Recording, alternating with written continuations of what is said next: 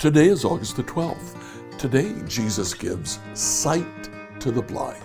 Let's continue reading the passage that we started yesterday, John 9, verse 6.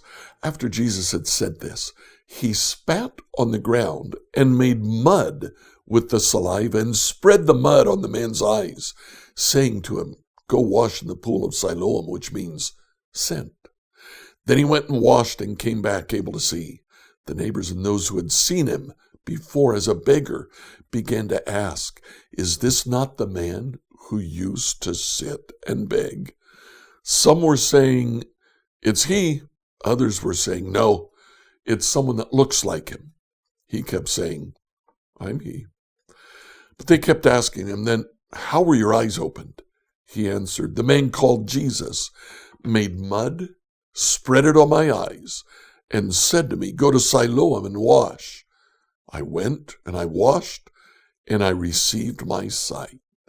They said to him, "Well, where is he?" And he said, "I don't know." It is a very interesting way that Jesus healed the man. He makes mud, puts it on the man's eyes, tells him to go away and wash. When he comes back, he can see. Reminds us of Naaman, doesn't it? Naaman, who is healed from leprosy by going and washing in the Jordan River.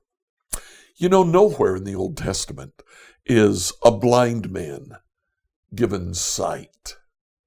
Oh, but the Messiah will give sight to the blind.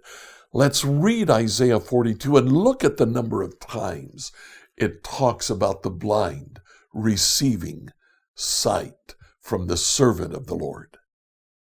Isaiah 42, New Revised Standard Version.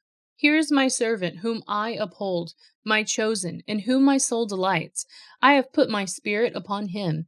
He will bring forth justice to the nations. He will not cry or lift up his voice or make it heard in the streets. A bruised reed he will not break, and a dimly burning wick he will not quench. He will faithfully bring forth justice. He will not grow faint or be crushed until he has established justice in the earth, and the coastlands wait for his teaching.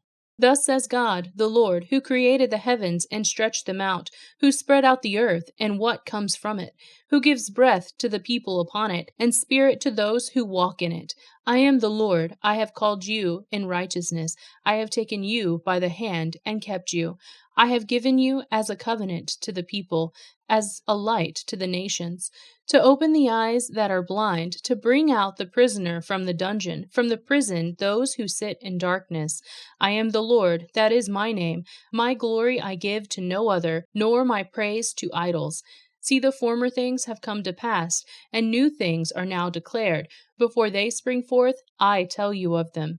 Sing to the Lord a new song, his praise from the end of the earth. Let the seas roar and all that fills it, the coastlands and their inhabitants. Let the desert and its towns lift up their voice, the villages that Kedar inhabits. Let the inhabitants of Selah sing for joy. Let them shout from the tops of the mountains.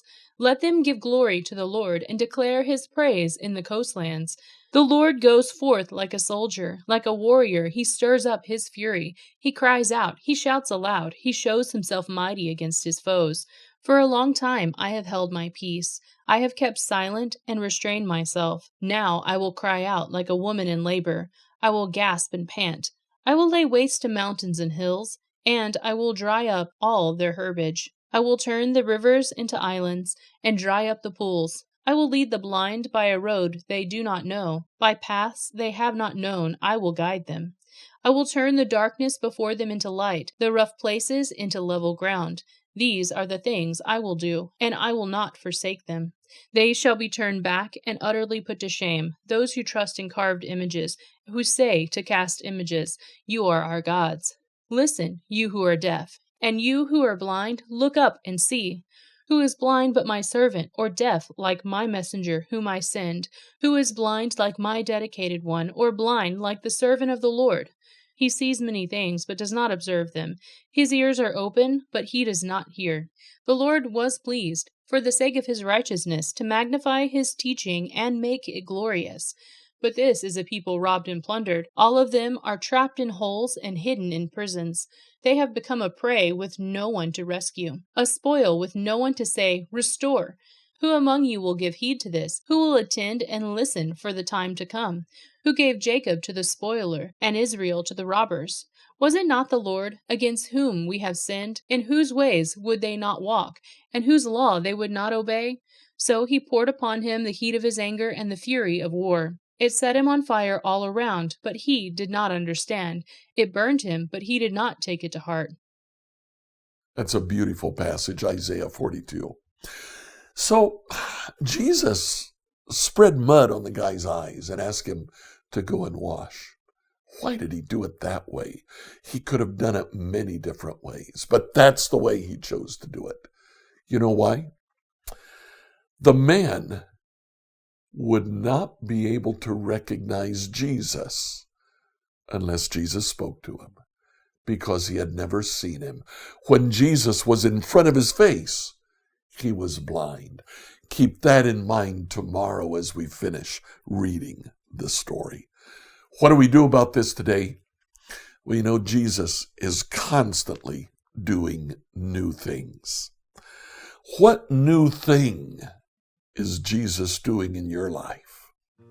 Accept it. Scripture reading from the New Revised Standard Version by Emily Herrera. Let's Find Out Together has a companion podcast called Salty Saints. Zach Kelly and I discuss apologetics, theology, and Scripture. Look for Salty Saints on your favorite podcast app.